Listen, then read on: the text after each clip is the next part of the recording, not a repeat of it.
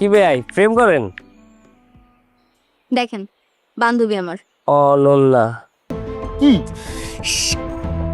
তুমি নাকি ইন্দোনেশিয়া রওনা দিছো?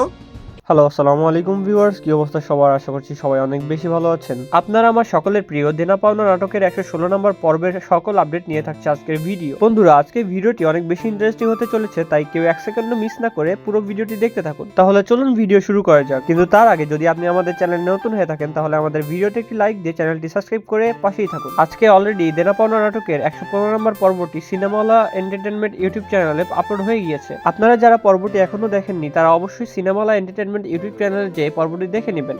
আর যারা দেখেছেন তারা অবশ্যই কমেন্ট করে জানাবেন আপনাদের কাছে আজকের পর্বটি কেমন লাগলো। এবার কি তাহলে প্রকাশ হতে যাচ্ছে খায়রুলের আসল পরিচয়? খায়রুলের বাবা থাকা সত্ত্বেও কেনই বা খায়রুল বড় হয়েছে শহীদের বাবার কাছে? 116 নম্বর পর্বটিতে আমরা দেখতে পারবো খায়রুলের যে আসল বাবা রয়েছে খালেদ চৌধুরী, সে খায়রুলের কাছে এসে প্রকাশ করবে যে সেই তার আসল বাবা। তখন খায়রুল তার কৃতজ্ঞতাবোধ থেকে তার বাবাকে উত্তর দিবে যে জন্ম দিলেই বাবা হওয়া যায় না। শহীদের বাবার কাছে খায়রুলের ছোট থেকে বড় হওয়ার ভালোবাসা এবং স্নেহের কাছে হেরে যাবে তার বাবার পিতৃ পরিচয়। বন্ধুরা, এছাড়াও আগামী 116 নম্বর পর্বে আরো অনেক ইমোশনাল সিন আপনারা দেখতে পারবেন। তো বন্ধুরা, দেনা পাওনা নাটকের 116 নম্বর পর্বটি সবার আগে দেখার জন্য আগামীকাল দুপুর 12টায় চোখ রাখুন সিনেমাওয়ালা এন্টারটেনমেন্ট ইউটিউব চ্যানেলে। বন্ধুরা, আপনাদের প্রিয় নাটকের সকল আপডেট সবার আগে গ্র্যাব করার জন্য আমাদের চ্যানেলটিকে সাবস্ক্রাইব করে বেল আইকনটি এখনই অন করে রাখুন। এছাড়াও আগামী 116 নম্বর পর্বে শহীদের মায়ের অসুস্থতা বা তাদের চিকিৎসা নিয়ে অনেক বড় একটি সংবাদ আমাদের সামনে উঠে আসবে। তবে এই পর্বের মূল বিষয় হচ্ছে খায়রুল এবং তার আসল বাবার সম্পর্ক।